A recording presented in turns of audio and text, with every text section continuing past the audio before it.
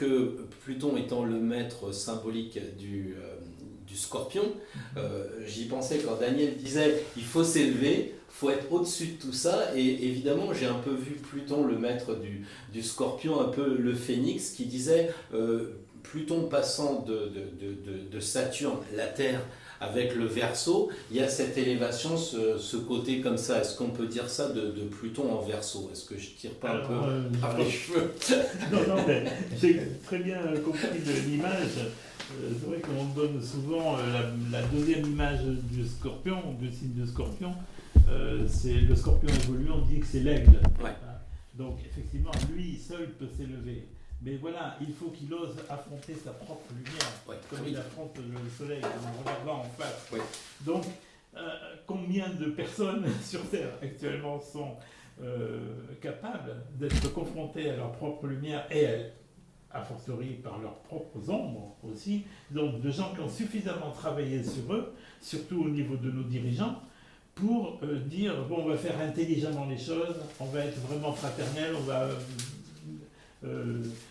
être juste, on va être... C'est ça qui un peu me fait penser que même si la conjonction Jupiter-Saturne, et après lorsque Jupiter s'éloignera en Verseau, Saturne restera dans le Verseau, mais au carré d'Uranus en Taureau. Et c'est là où je pense qu'il y aura des choix à faire. Il y aura d'un côté effectivement ce désir de construire une nouvelle société avec Saturne en Verseau, mais de l'autre Uranus qui lui est le maître du Verseau, et qui, dans le signe de terre du Taureau, dit mais attendez, il y a des priorités d'abord. On l'a oublié pendant la crise du coronavirus, mais il y a le climat derrière nous. Et ça risque de faire des dégâts si on ne s'en occupe pas. Donc je pense que c'est là où il va y avoir un travail à faire. Ça ne va pas être facile. Donc c'est pour ça que je me dis, 2021, peut-être qu'on sera débarrassé d'un virus, mais on aura peut-être d'autres choses à s'occuper, d'autres chats à fouetter, malheureusement. Mais Pluton, c'est aussi symboliquement l'initiation. C'est une initiation qu'on est en train de vivre, que nous sommes tous en train de vivre. Une initiation collective. Ouais. Et je pense que, tout à l'heure tu disais, il y a des gens qui sont peut-être plus ou moins avancés. Là maintenant, les connaissances sont de plus en plus disponibles, je veux dire dans les livres, sur les vidéos, etc. Tout le monde peut aussi s'intéresser et se dire mais qu'est-ce qui se passe? On ne peut pas laisser notre pouvoir à la politique. On a tous un billet de 50 € et avec ça, soit on va acheter quelque chose qui sera de bonne qualité, soit quelque chose qui soit de mauvaise qualité. C'est le vote. Le vote maintenant n'est plus à mon avis vraiment dans les urnes, il participe aussi en fonction de ce qu'on achète. C'est important de voir ça. Et donc là, on vit tous une initiation et je crois que les politiques comme les autres doivent avoir conscience qu'on est en train de changer. Et si on ne change pas, Pluton va encore nous faire un peu souffrir. Dans le Verseau, je pense que c'est l'initiation de la conscience, donc une nouvelle conscience. Et on le voit aujourd'hui au niveau de l'écologie, c'est-à-dire qu'on a des préoccupations écologiques qui étaient inimaginables il y a 10 ou 20 ans. Donc on voit bien que les consciences évoluent, et notamment la conscience collective, parce que le virus nous a mis quand même devant l'évidence qu'on ne peut pas vivre isolément entre les pays, entre les personnes. Les virus se propagent, comme les idées, donc c'est quand même un nouveau paradigme, quelque chose de nouveau qui apparaît. Et comme tu disais, comme on vote avec son billet, eh bien, pour pouvoir choisir les dirigeants, il faut être aussi éclairé soi-même. Donc, si on a la conscience, on peut choisir les dirigeants. Si on est dans la peur et l'inconscience, ça continue comme avant. Et on voit qu'aujourd'hui, quand même, on est dans une situation mondiale assez gravissime, qu'on peut rapprocher de l'apocalypse, parce que c'est quand même ça. Ça en fait partie. Apocalypse, c'est révélation. Révélation de la conscience, et c'est là où je te rejoins. Et le conflit avec Erdogan, par exemple, est-ce qu'il ne symbolise pas la fin heureuse des conflits classiques? Même ce monde où je t'envoie 2 bateaux, tu m'envoies 2 bateaux, ça se termine, et une fois que vous avez passé cette information, vous dites bon, c'est chouette, il n'y aura pas mort d'homme de notre faute, parce que là, c'est clairement nous qui envoyons des bombes, et on passe à l'information suivante. Et là, qu'est-ce qu'on voit? On voit que l'Arctique l'Arctique ou l'Antarctique, il y a un glacier qui se fend en deux. Donc là, les gens ne peuvent pas dire c'est pas de ma faute. On sait très bien qu'en fonction de ce qu'on produit, c'est pas comme il y a 20 ans où les précurseurs disaient attention, ça va arriver. Là, ça va arriver, c'est là. Je veux dire, il y a encore un glacier qui a fondu dans le Mont Blanc. On a ça. On a les incendies de forêt. Ou je ne sais pas si c'est de la forêt d'ailleurs, qu'il y a sur San Francisco. C'est quand tu parles d'apocalypse, si on regarde, j'ai un peu l'impression que dans ce qu'on a vécu cette semaine dernière, on avait l'impression que le monde passé, même de la bagarre avec je t'envoie des bateaux et des avions Rafale, c'était un peu, passez-moi l'expression, c'était un peu has-been. La vraie préoccupation, c'est que la Californie, qui est quand même, je crois, le 4e État au monde en termes de puissance, c'est quand même la Californie, c'est très fort. Enfin, tous les ordinateurs viennent de là, du monde de Silicon Valley, et ça crame là-bas. Qu'est-ce que ça veut dire? Et l'Arctique, donc on a la glace, on a le feu. Il manque plus que la Terre, et ça va peut-être pas Uranus, ça se pourrait. Uranus carré Saturne, c'est possible. Hein. Oui, ça peut être rapproché de justement cette difficulté à accéder à la nouveauté. Parce qu'on voit bien que pour les politiques, c'est le signe du Capricorne, donc il faut maintenir un ordre, il faut maintenir une sorte de tradition. Et le plus souvent, ils le font à l'exclusion des points de vue scientifiques. C'est-à-dire que les scientifiques, depuis des années, ils alertent attention au réchauffement. Et bon, on a Trump, qui est vraiment la caricature, qui dit « moi, j'y crois pas, et je continue à me faire brûler du charbon ». Et ça brûle, en Californie, en Oregon. Donc, c'est là aussi, peut-être ce changement de paradigme, de passer du conservatisme capricornien à la conscience scientifique du Verseau, parce que c'est ça le Verseau, c'est quand même un signe scientifique, et d'entendre des avis qui sont contraires aux intérêts à court terme. Parce que c'est ça, les politiques, le plus souvent, gouvernent à court terme et rarement à long terme en prenant des mesures. Voilà. Et ce qui est logique apparemment aussi, c'est que dans l'ère du Verseau qui s'approche, c'est une mondialisation des gouvernements. Alors peut-être pas un gouvernement mondial unique, mais une mondialisation, c'est-à-dire que les pays ne peuvent plus diriger isolément des autres. Ils doivent coopérer et il faut aussi coopérer pour les matières premières, etc. Donc là aussi, on retrouve l'universalisme du Verseau et sorte de coopération à l'échelle planétaire, que certainement on ne connaissait pas avant. C'est exact. La grande question qui se pose actuellement, c'est comment arriver à cette universalité, cet universalisme, justement, avec les bases que l'on a. Et effectivement, quand on voit les bases que l'on a, ce sont des valeurs capricornes. Donc on ne peut plus tellement se baser sur elles, parce qu'elles régentaient tout, et c'était le système pyramidal hiérarchique, hein, alors que le Verseau, c'est plutôt l'échange, le partage, la vision qui se partage et qui surtout va dans ce sentiment d'unité. Je crois que la grande peur à laquelle nous sommes confrontés en 2020, c'est vraiment ça, c'est de se rendre compte que nul n'est à l'abri sur Terre, on peut habiter n'importe où, on n'est pas à l'abri des catastrophes, on n'est pas à l'abri de la pollution, on n'est pas à l'abri des virus non plus. Donc voilà, les gens se rendent compte que nul n'est épargné, et finalement, ils sont tous unis, mais par la peur. La question que je me pose, et que je pose souvent quand je parle de ça, je dis, mais quand est-ce qu'on va être réunis, mais par l'amour ? Il est temps que l'on s'aime. Voilà, hein, c'est ça. C'est parce que là, la solution, elle est là. Et c'est l'amour qui sauvera le monde. Oui, et moi j'ai envie de un peu te titiller, de dire finalement, tu dis que les gens sont unis par la peur. Non, je pense qu'ils sont fondamentalement désunis. C'est-à-dire qu'ils n'ont plus la conscience du groupe, la conscience collective, même citoyenne. C'est un petit peu chacun pour soi, mais qui est la reproduction de nos politiques. Ouais. Parce que voilà, ils vont favoriser des laboratoires pharmaceutiques aux dépens de thérapies plus ou moins contraignantes, etc. On peut être unis dans le troisième point de vue, c'est-à-dire au-delà de l'opposition, effectivement par l'amour. Il n'y a que par l'amour, dès qu'on sort de la dualité, de l'opposition, de la critique, de dire moi je suis bien et les autres sont mauvais, dès qu'on a cette conscience supérieure, et bien là on englobe tout et on peut passer à la coopération. Et c'est ça, je pense, le défi de l'ère du Verseau, c'est de pouvoir maîtriser les phénomènes naturels, mais en coopération. Mais attention, le Verseau, c'est un signe d'air. Est-ce que tout ça, ça va pas être du vent? Je vous provoque, mais dites à quelqu'un, la solution c'est l'amour. Il va vous dire, mais ça se mange, c'est chaud, c'est froid. Voilà. J'ai envie de reprendre ton expression de la pyramide de tout à l'heure. Et je pense à Abraham Maslow qui parlait de la pyramide, donc des besoins fondamentaux. Oui. Je ne raisonne pas à l'échelle mondiale parce que je sais qu'il y a des gens qui n'ont vraiment pas la chance, comme nous, d'être tranquillement à refaire le monde. Il y en a d'autres qu'il faut qu'ils trouvent à manger, à dormir, à se loger, etc. Je suis bien conscient de ça. Mais si on veut aller un peu dans ce débat, il y a pour beaucoup, comme en Californie, comme en France, tout ça, des gens qui vivent, dans la sécurité.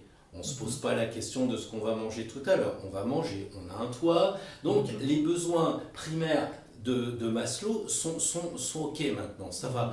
On sait qu'on ne risque pas, même si la sécurité, on peut en parler, mais globalement, la sécurité, ça va, on peut manger, on peut boire, on peut dormir. Donc on a l'impression que de cette pyramide de Maslow, on va aller plus loin. Alors vous appelez ça l'amour, je pense que l'amour, c'est quand même assez haut. Moi, j'ai envie de dire, qu'est-ce qui va se passer entre les deux concrètement, qu'est-ce qu'on peut proposer par rapport à l'astrologie et là, je parle un peu au signe de terre. Qu'est-ce qu'on va proposer? Qu'est-ce qu'on va changer? C'est-à-dire qu'on a tellement peu d'imagination qu'il faut que Pluton, et dire que certains ne croient pas dans l'astrologie et dans l'énergie des astres, mais il faut que Pluton arrive pour qu'on dise « Ah oui, il y a le télétravail ».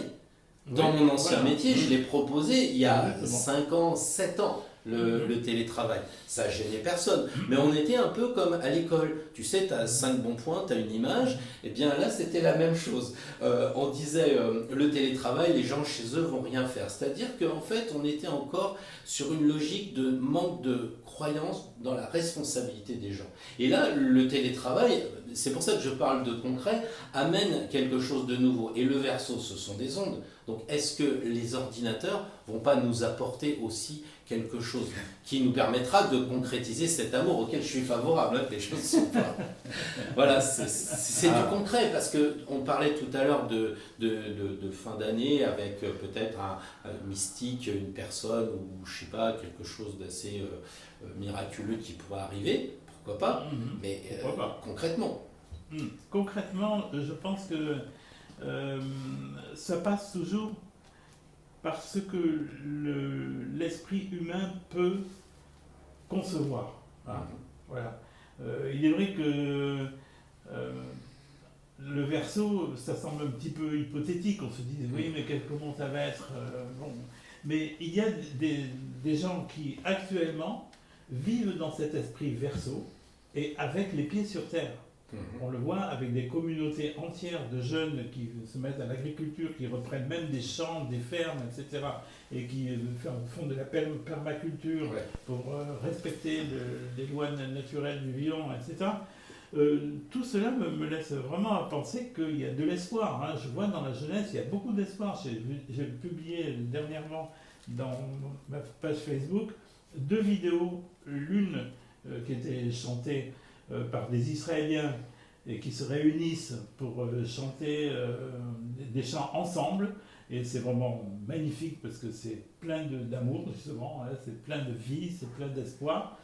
Et puis une réunion aussi de 1000 musiciens dans le nord de l'Angleterre, je crois, qui se sont réunis autour d'un gigantesque feu de camp. C'est magnifique. Et ils chantent tous avec leur guitare, tout ça. 1000, imaginez un peu ce que ça donne. Et c'est puissant, là aussi c'est puissant. Donc je me dis, voilà, dans ces gens qui ont entre 20 et 50 ans, il y a de l'espoir. Parce que eux, ils ont compris quel était l'enjeu de la planète, c'est-à-dire au départ, c'est revenir à cette notion de regroupement, que les gens se rassemblent pour faire les choses. On ne peut plus fonctionner en Capricorne en disant après moi le déluge, après tout je m'en fous, je suis sur ma montagne, hein, si ça monte là, je construirai un petit bateau comme Noé et puis on verra. Non, là, nul n'est à l'abri de drame, mais et aussi justement la solution et peut-être le salut vient de cette façon dont les gens vont pouvoir se réunir pour faire des groupes, des mini-groupes, des grands groupes, des petits groupes, qu'importe, mais des groupes. Voilà, se réunir par affinité et proposer quelque chose qui puisse justement insuffler une nouvelle vie, c'est ce que j'appelle la nouvelle terre, des nouvelles graines que l'on plante, qui ne seront pas forcément les mêmes qu'ont planté jusqu'à présent les générations précédentes. Patrick, tu parlais de la coopération. Effectivement, il y a beaucoup de groupes qui coopèrent et qui initient la nouvelle terre. Ouais. Et en même temps, on voit, notamment, c'est là où tu parlais de l'informatique, Pierre, l'effet inverse. C'est-à-dire que l'informatique est devenue, on va dire, les GAFA, c'est-à-dire un petit groupe de gens qui vont imposer leurs lois. Qui ont pris le pouvoir. Voilà, qui ont pris le pouvoir avec des systèmes qui ne sont pas sûrs, qui ne sont pas open source, on ne peut pas vérifier le fonctionnement. Et là, il y a quand même une crise, c'est-à-dire qu'un pouvoir concentré dans l'informatique. Et alors moi, je suis de la génération Uranus contre Pluton, les années 60. Et on a vraiment cette génération-là qui a un petit peu créé l'informatique, qui est à la fois aussi vraiment un instrument de pouvoir, notamment pouvoir financier.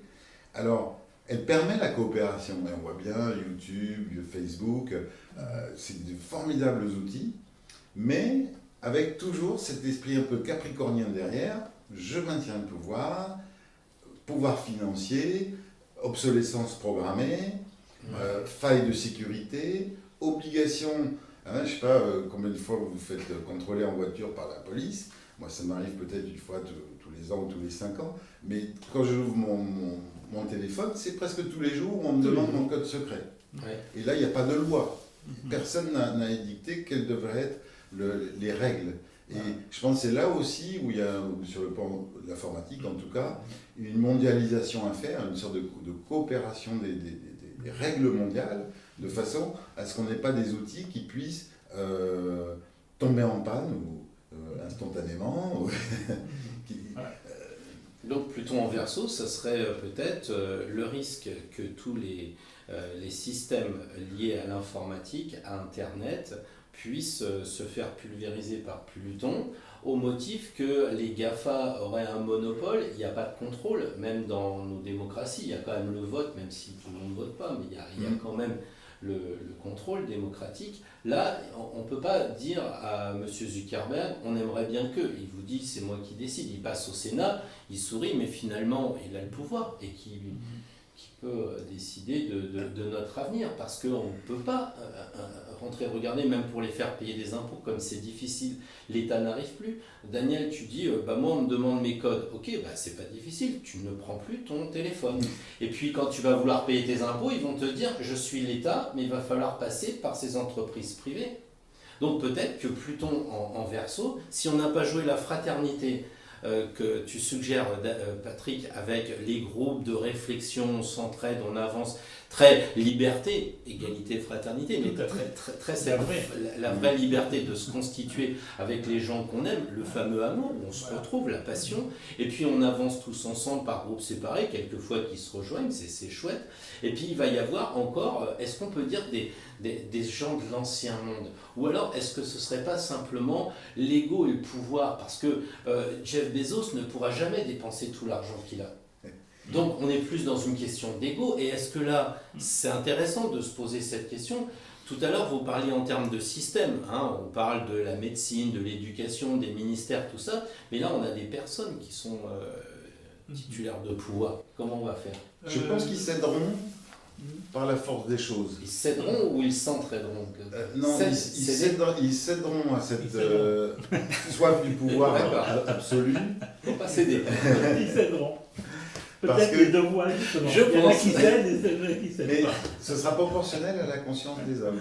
C'est-à-dire, plus la conscience sera étendue, plus on verra les implications.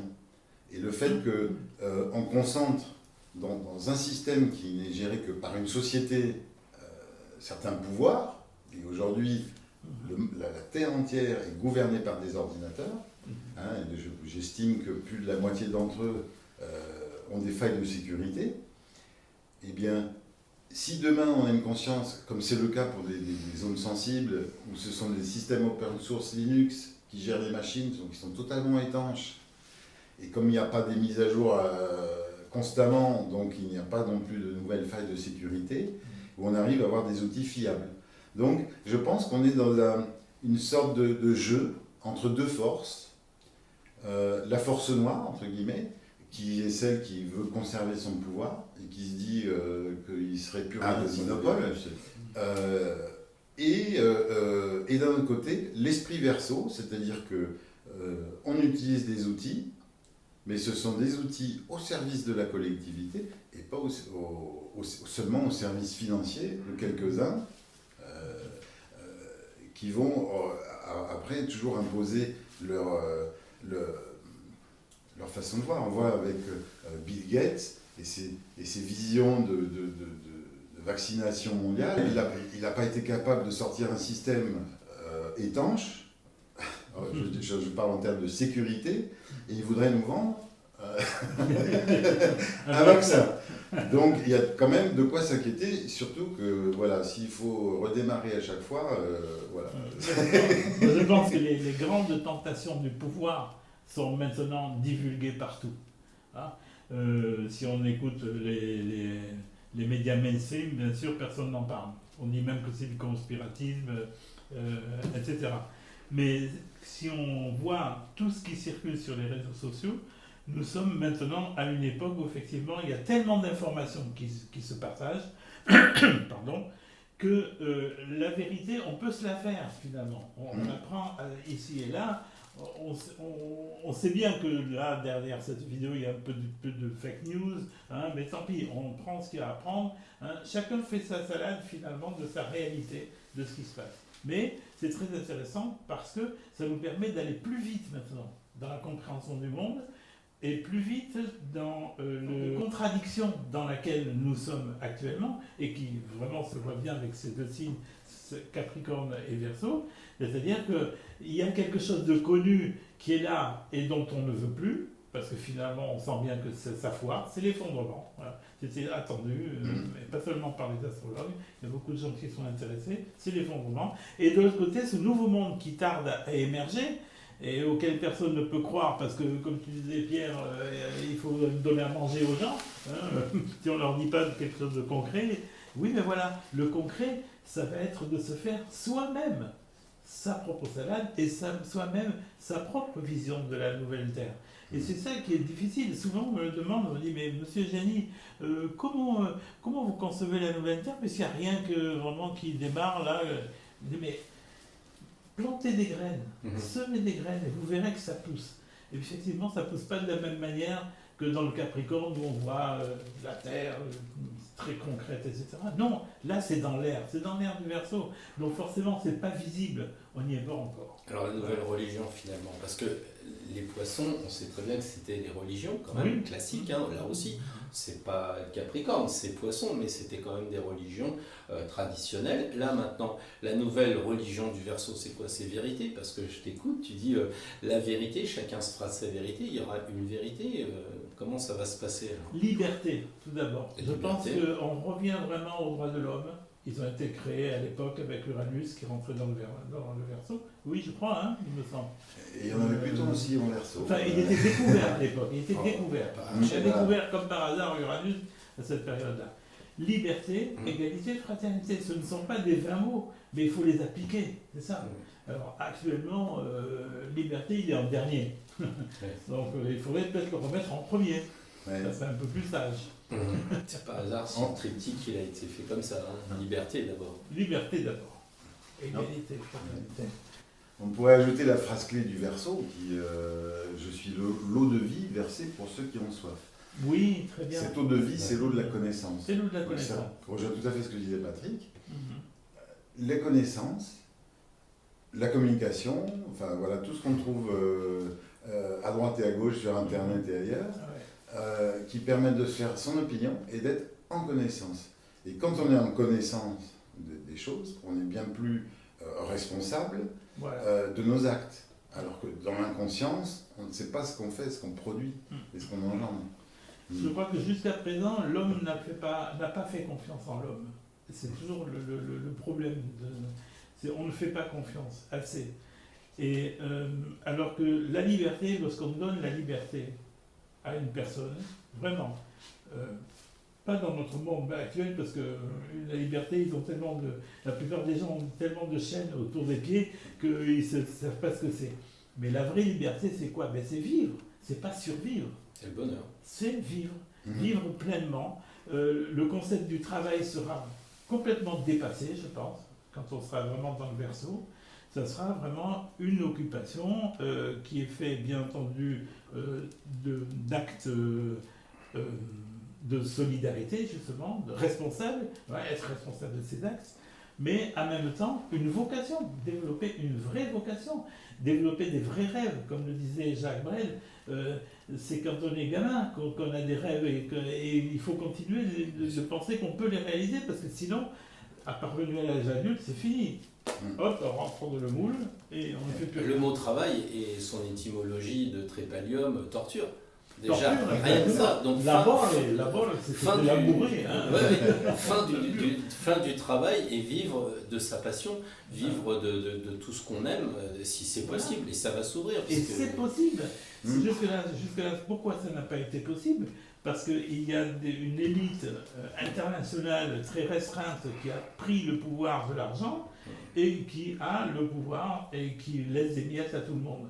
Alors bien évidemment, je ne veux pas rentrer dans la théorie du complot, mais il faut se rendre à l'évidence, c'est une réalité. Actuellement, il y a des milliards et des milliards et des milliards de milliards qui ne servent à rien. Alors qu'on a des populations qui crèvent de faim, on a des gens qui sont pleins d'idées, on a des gens qui peuvent justement faire cette nouvelle terre dont on rêve. Et ils n'ont pas besoin de tant de milliards que ça, hein. C'est juste qu'on les laisse libres de faire ce qu'ils veulent, c'est tout. Et je pense aussi avec la création du Bitcoin, je pense symbolique. Je pense que si je fais des faux billets, ça ne va pas le faire, ça. Hein. Je n'ai pas le droit de faire ma propre monnaie. Ça, j'ai dû apprendre ça en droit, parce que moi, je ne suis pas scientifique, je suis un juriste. Et donc, j'ai appris qu'on ne pouvait pas fabriquer des faux billets. Mais par contre, il y en a qui fabriquent des bitcoins. Ouais. Et je me suis dit, ça, c'est vraiment astucieux quand même, c'est qu'il y a une possibilité qui, pour moi, à mon âge, n'était pas envisageable, c'était de créer une monnaie en dehors des systèmes monétaires classiques. C'est intéressant. Bien sûr, l'idée est très bonne. Donc, l'idée, peu importe, ça c'est un peu comme le télétravail. Je crois que de toute façon, on n'aura pas le choix parce que les choses, elles arrivent.